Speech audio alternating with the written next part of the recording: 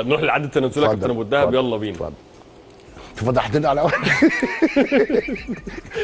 ما هي افضل صفقه ابرمها الاهلي قبل مونديال الانديه؟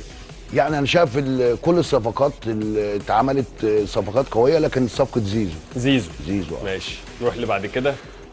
هل انت كنت تؤيد استمرار كابتن عماد النحاس مع الاهلي؟ انت قلت دلوقتي انا قلت كنت اتمنى لو انت كنت جبت صفقه، كنت جبت مدير فني لان انت جايب لعيبه بالمليارات ولاعيبه كبيره جدا، وكنت تستحق يكون عندك مدير فني السي في بتاعه قوي.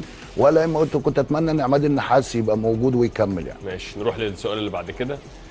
مين الحارس الانسب لحمايه عرين الاهلي في الموسم القادم، شوبير ولا الشناوي؟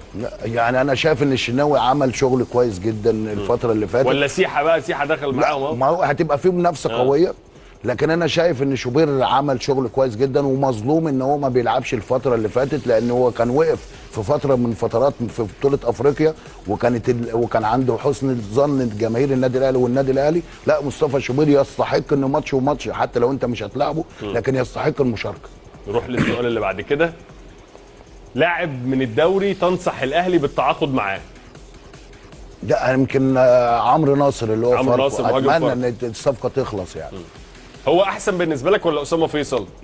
لو واحد من الاثنين، لو اسامه فيصل هتبقى صعبه، لكن يبقى عمرو ناصر. ولو حطيتهم في مقارنه مع محمد شريف؟ لا، يبقى اسامه فيصل. افضله. ماشي. هل تؤيد استمرار رامي ربيعه مع الاهلي ام رحيله؟ يعني انا لو ما فيش اتفاق مع مجلس الاداره اعتقد ان رحيله هيبقى باتا او مساله وقت. طبعا. نروح للسؤال اللي بعد كده.